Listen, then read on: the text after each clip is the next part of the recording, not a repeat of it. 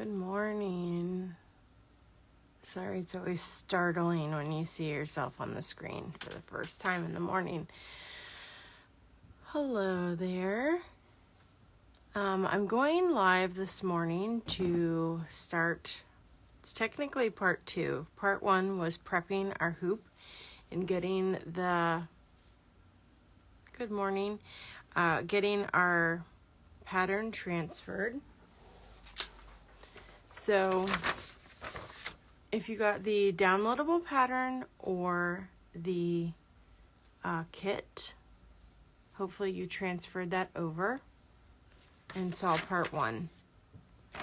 So I like to trace mine on a window, or you can do it on a lighted screen.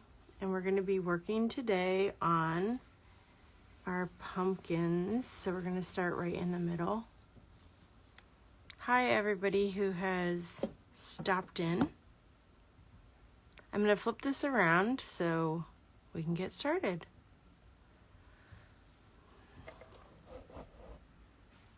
So I don't know how many people are going to be joining this live, but it will be available for replay. So I wanted people to have that option.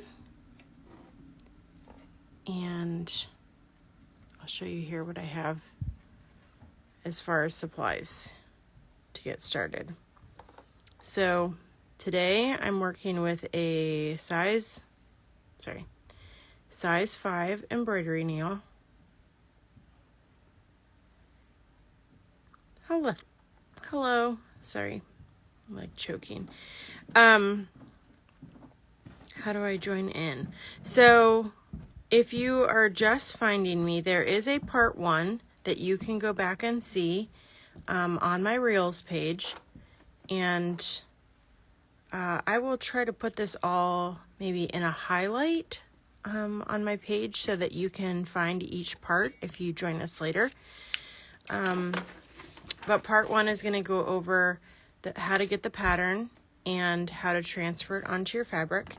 And it might be a little late to join in today, but you can let me know any questions you have as I go along, and I'll try to answer those. And then I'm going to be stitching the first part today, but you can go back and watch it later. The link on my page, my link tree in my bio, has my Etsy page, and you can get this as a whole kit, or you can get it as just the PDF download. So the part 1 video will show you how to transfer that onto fabric and get started. So today the supplies I'm using is, and I'm just, sorry, there's something on my hand. In the kit, I included 3 needles. So I included you're welcome. I included a small embroidery needle. This is under size 5. This one is the size 5 embroidery needle, which is in most of my kits. And then I also included a chenille needle. Now, as you can see, the chenille needle has a larger eye. And this is going to be helpful for when we do the turkey work on the mums, because the turkey work is, we're using all the strands, that and the basket weave. So for today, you need the tiny one for the beading. And so today I think we'll just go with the size 5. You can really choose whichever one you want, but we're going to go with the size 5 today. And then I have down here, I have one of my new needle threaders. So if you're interested in those, I have those on my site now. And then I also have my thread gloss, which I don't always use this. I use it most of the time in my work. But I wanted to have it close by today to show you how I use it. So in the instructions, there are 2 different oranges, and there are 2 different oranges in the kit as well. So if you can see the difference here, one is darker, and we're going to go with the darker one first. And we're going to do our larger pumpkin with the darker color. So always pull from the number end. That will make it so that it doesn't knot. It is something, it's a magical hack for DMC thread. Always pull from the number end if you didn't know that trick already. So I'm going to snip it off here. And we're going to divide these. There's 6 strands. I'm going to divide it in half because we're only going to use 3 for the satin stitch. Especially for the satin stitch. I'm kind of picky about the satin stitch. I do not use more than 3 strands pretty much ever on the satin stitch. If you want it to be very satiny and smooth, you're going to want less strands. So it just lays flatter. So anyway, let me show you. If you have not used a needle threader, let me show you how you do that. So you poke this through.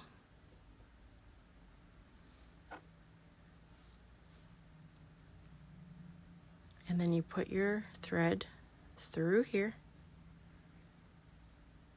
through the hole, and then you slide your needle off of the threader. And there you go. So we're going to keep a little tail here.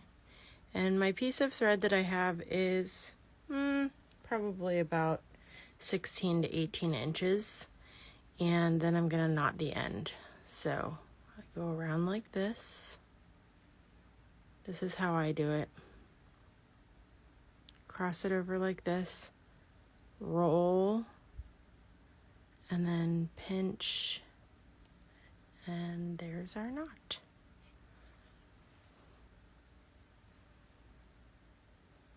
Let me know if you have any questions as we go along, and I will try to answer those. So when we're doing a satin stitch, sorry, I just noticed that this wasn't perfectly tight here, and it's gotta be tight.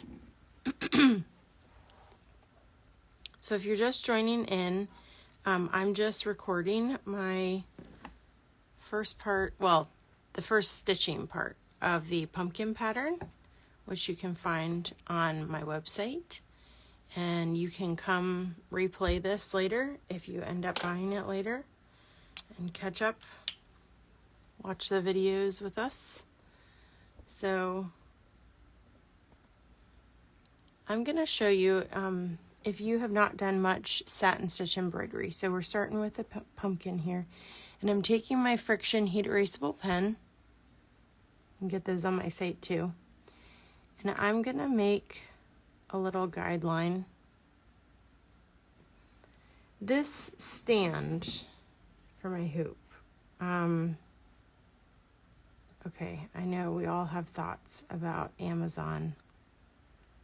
I try not to get too many things on there, but this is from Amazon. And you know what? I don't know if it was a specific brand, but here's a little view of it. So you can screenshot that and just look up embroidery stand. And this one featured like sitting or tabletop. So this adjusts and it can go up. You can actually put your leg over this. And like if you're sitting on a couch or something, your leg could be on that part. And then you could raise it up. And this would be in your lap. So I will try to link it in my, I do have an Amazon storefront. So I'll try to link this later in my Amazon storefront.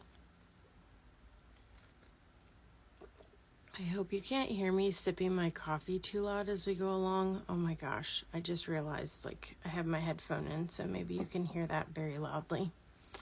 I gotta have my coffee. So I don't feel like I'm fully awake yet this morning.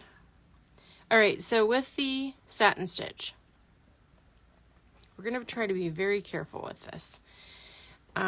I'm making these extra guidelines, and I want to explain those first because we're going to be going across. Now, if you think that you would like it better going down, you can. This is kind of a long stitch for a satin stitch. So I'm going across, and if you look at my previous example, you can kind of see there I went straight across, and then these I start to angle up a little bit. So that is my recommendation. So we're gonna like sort of angle. We're gonna draw some guidelines here. And see how I'm angling those just a little bit. And it gives it that look like it's going back around the pumpkin. It's going to give us more of that rounded effect instead of just a flat pumpkin, if that makes sense. It kind of gives it some dimension.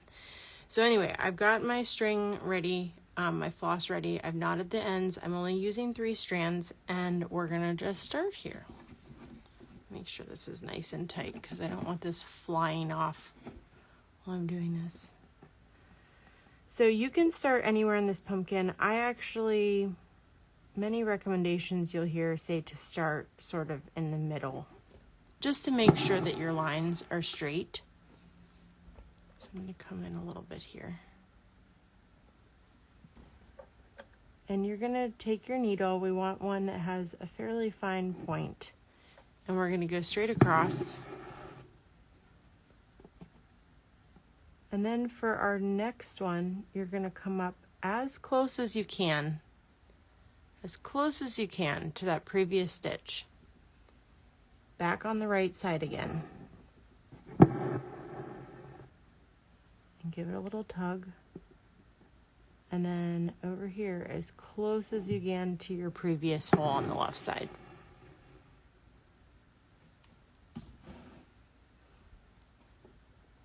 Sorry, the sun moves, so I'm going to move this for a better view. And each time I come up, I'll try to get closer here. Each time I come up, I'm going to be going as close as I can to my previous stitch.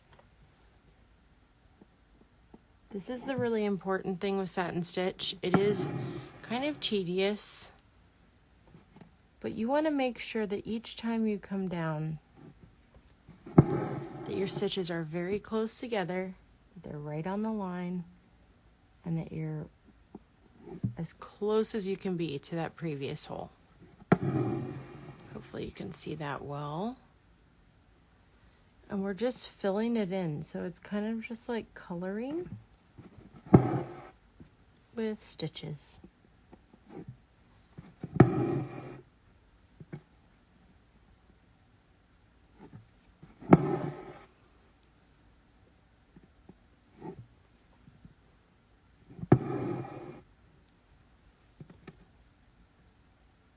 And we have those guidelines just to kind of keep us on track.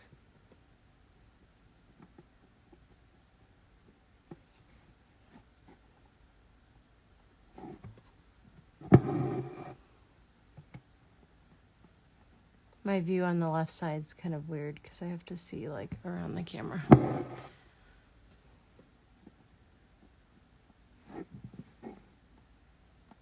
My line's got a little wonky here, so I'm picking a line and sticking with it.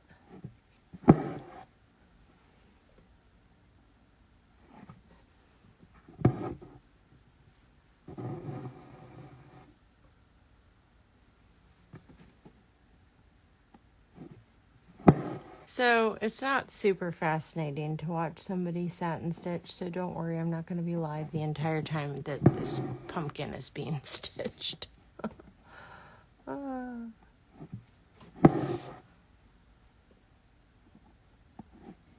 How hot is it where you live?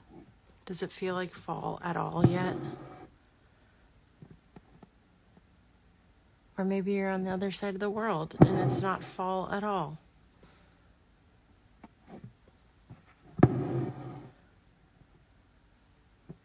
Okay, so I got to the top here, as you can see. And I think it's looking pretty good, pretty smooth. I'll move it into the light here a little bit too, you can see. I'm not sure if the shadow is better or the light. I think the shadow is better, actually.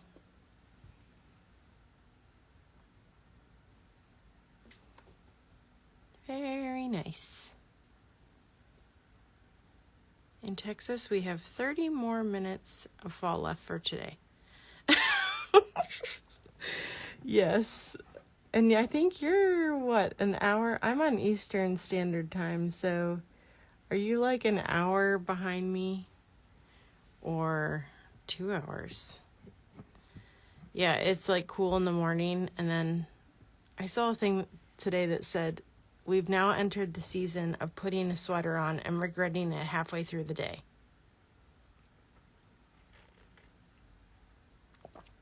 I haven't worn a sweater yet, but I have worn some long sleeves. So I have a lot of string left here since I started at this point, just to give me, it can be tricky to start at the top. You can try that if you want, but sometimes it's easier to make straight lines when you start towards the middle. So I'm just going to jump down here as close as I could to this very first stitch I made. That was part of the knot coming through, so I just pull it back from behind. And I'm just going to continue on down here.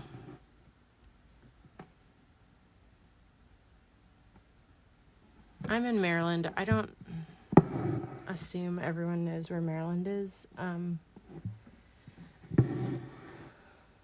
the weather's kind of interesting. It's not that bad, but it's like the middle of the Atlantic coast. And so we are having cool mornings and some cool nights, and it's lovely. Like the air outside smelled so nice last night. But then, probably in a few days we'll have like a 90-degree day. And it'll just hop around for a while. I think it was last week that we had really, really hot days. It was like 95 every day. And then this week has been milder, so that's nice. So if you can see, I'm just keeping my stitches as close together as possible.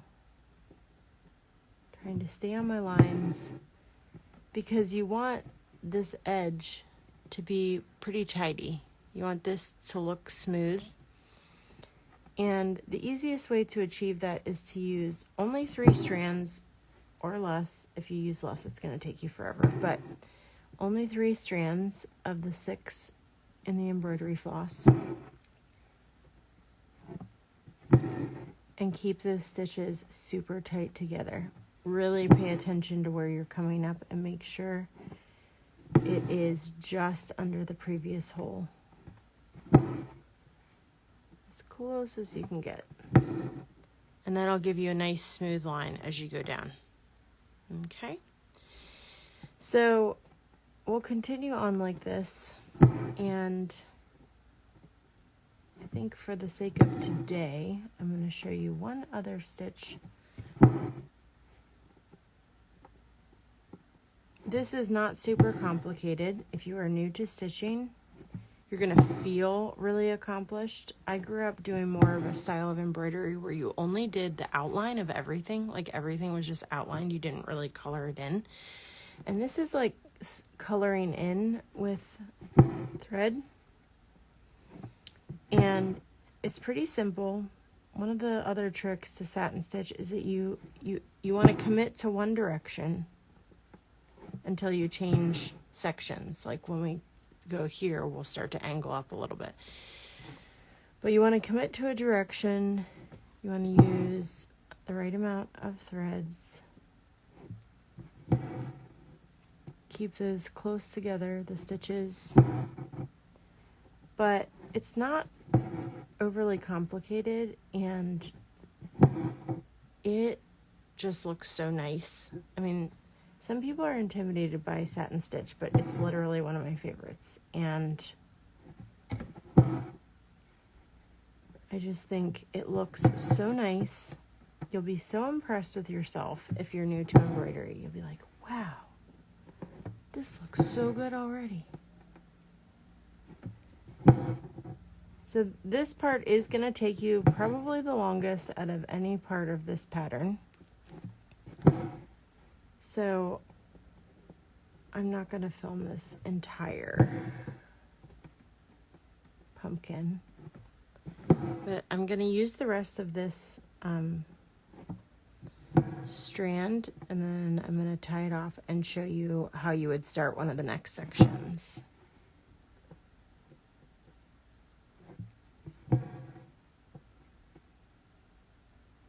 You'll have to tell me in the comments if you follow this, or if you watch it later, please tell me in the comments, do you like pumpkin flavored things? I think pumpkins are adorable, but I personally am not a pumpkin fan of pumpkin flavored things. There's a couple things I like that have pumpkins in it, but I actually tried to make a savory pumpkin soup last year. That was pretty good. But I'm just not I'm not like a pumpkin spice latte person at all. I much prefer apple flavored things in the fall. And I feel like everybody's like one or the other. You either love apple flavored things or you love pumpkin flavored things. Okay, I'm living life here on the edge with this tiny little tail. So it's time to flip this over. This is not my usual embroidery stand that I use, but I am using it for this today because I can flip it over like this.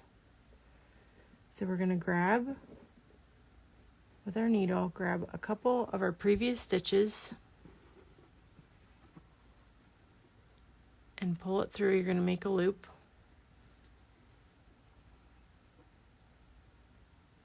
My tail is very short. You're probably going to want to leave more length than this.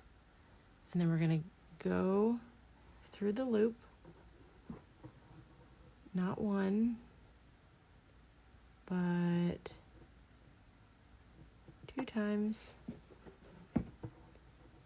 and then pull it, and that'll make a little knot. And then we can snip it off, flip it back over.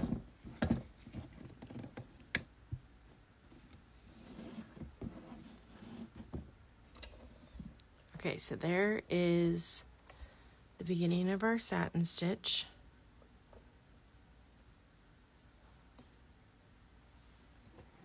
And you can kind of go through if you need to, and sometimes people will go up and wiggle this around. And it kind of just evens out the stitches. That's how far my one string got me. Now, some people do not like that with the satin stitch, you end up with basically the same thing on the background.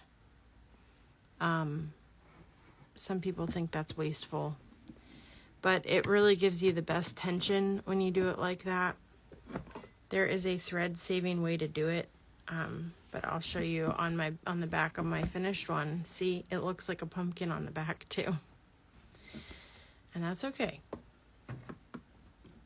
That's how it should look, honestly. Okay, so we did that part of the pumpkin, and I just wanted to show you how I would get started on the next one. Oh my gosh. See, I did that and I forgot to show you my thread gloss. So, I was distracted by the needle threader. So the thread gloss is beeswax and a tiny bit of coconut oil. And the benefit of the thread wax is that it helps for your thread as it passes over and over through the fabric, that it doesn't get frayed as much. It also helps to decrease knotting. Now, I didn't have any knots that time. Sometimes I do. So to use the thread gloss, you just pull it through like this. You pinch and pull, and I'm going to use it on this next one. And you can do that 2 times. If you feel like you see any white on here, like maybe you did it too hard or something, you can just take your fingernails and go like this and it smooths it out. So we're going to do our next knot. And I'm going to thread my needle.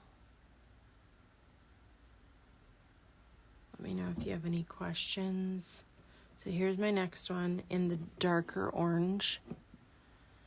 Okay, so now that we go, or I'm just gonna, for the sake of this live, I'm just gonna flip to the next row and show you how I'd start there.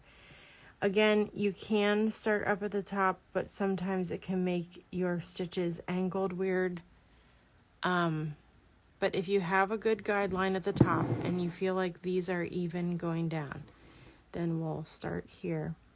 Now, here's the important thing when you go to the next row that I want to make sure everybody can see. I'm going to get in the shadow here again. That'll help. So when you go down in a row that's next to this, you're going to get as close as you can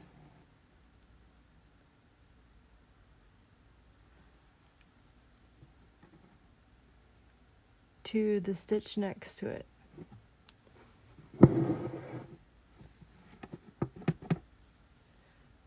I was just pulling on my knot in the back. Okay, so you're going to get as close as you can. You don't want to leave a gap next to that stitch on the left. Okay?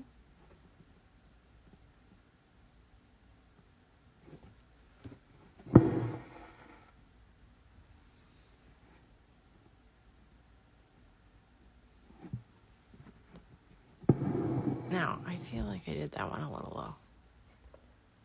I guess it's okay. All right. So in this case, these are a little bit apart.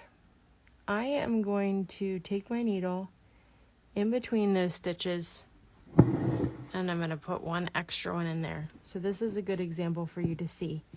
If you feel like you space them too far apart, just do another stitch in between. Okay? There you can see that closer.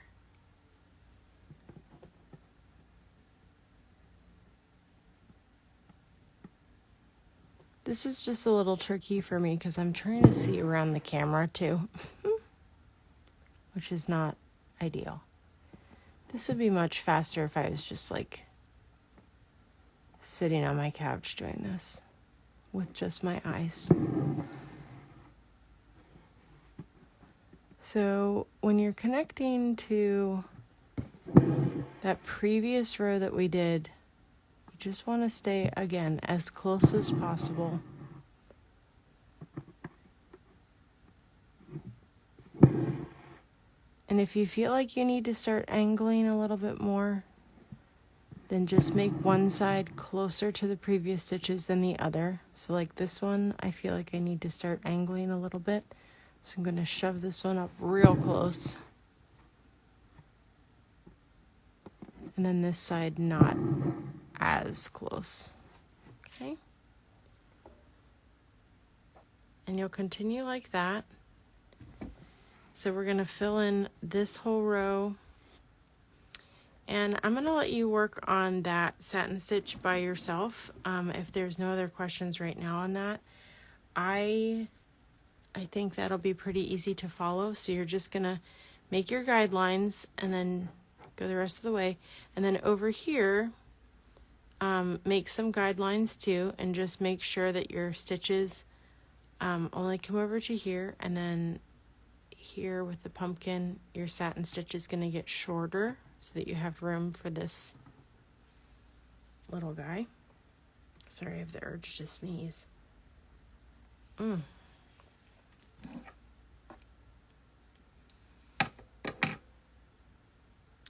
And the smaller pumpkin you're going to do in 3 strands as well, and it's just going to be in this other color. So it's going to be a little bit lighter than the older, bigger pumpkin. And those are going to be much shorter stitches, but you can make guidelines on those as well. And I'll show you while I'm doing this what my other one looks like. I don't know if that'll hang there a second. Nope. So here's what it'll look like when it's done.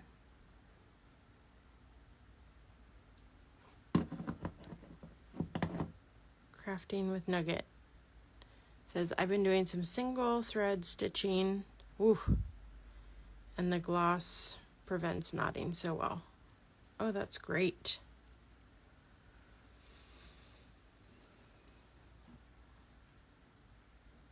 I personally think it makes it a lot easier to thread your needle when you've taken the end through it.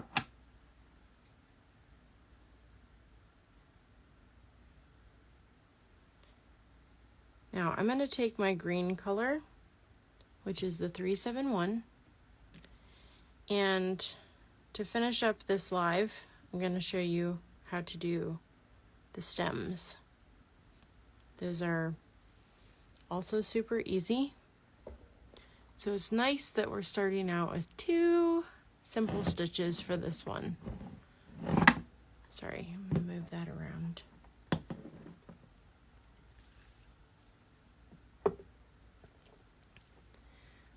For the stems, I'm going to use I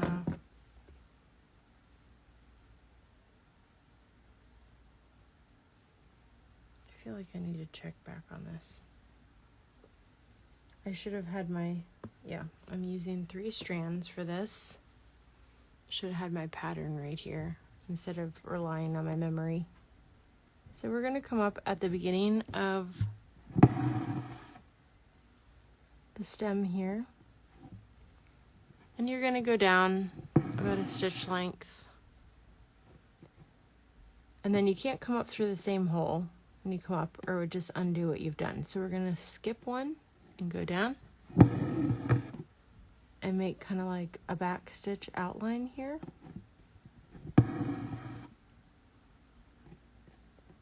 Skip one again and go back down in the previous hole. And so we've got our 3 stitches there at the base to start. And then with this is called the long and short stitch. So I'm actually going to go up like halfway this time. It's kind of like in the middle of that second, not in the stitch, but next to it. And I'm going to make a longer one here. And this is just a series. It's literally, like it sounds, long and short stitch. You're literally just making a series of long stitches. I'm so sorry if you heard that. I have like the urge to sneeze and burp this morning. I'm so sorry. Okay. So you just want to alternate with these. You can make like, there is no real rhyme or reason to this. You just want to keep your rows close together. Here's a longer one. And then I'm going to go down here and make one. And it kind of just goes back and forth. You can kind of see it creates like a texture. It's kind of it's kind of like the maybe not opposite, but it's contrary to satin stitch, where you're wanting to keep everything even and really fill in the shape evenly. This one we're purposely random. So you're going to be going, can you see the texture there? So it's a series of long and short stitches. Now you can see that here is skinnier and here is wider. So at some point I might fill in more of the bottom. You don't have to go bottom to top every time. You can switch it up, like I'm going to make a shorter one here next to this one to kind of fill out that bottom a little bit. And this can be really random. Random is good when it comes to the long and short because we want that texture.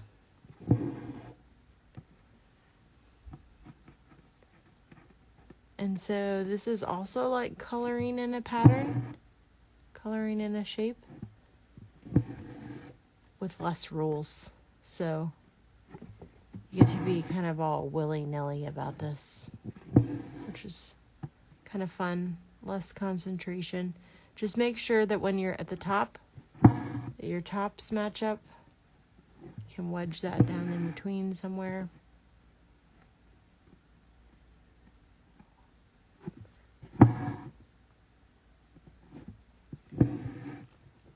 We're just going to fill in kind of between the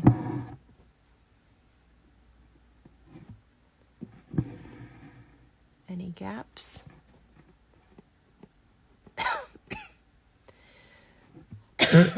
Excuse me. And here I feel like there's a little bit of a gap here, so I'm just going back and filling that in. And so there's our long and short. And you're going to do the same thing down here. So we're just coloring in, and this one we're going vertically, these we're going horizontally. And I think that's all we're going to do for today on here. So sorry. But this will be available for replay, and you can go ahead and just finish out the 2 pumpkins by yourself.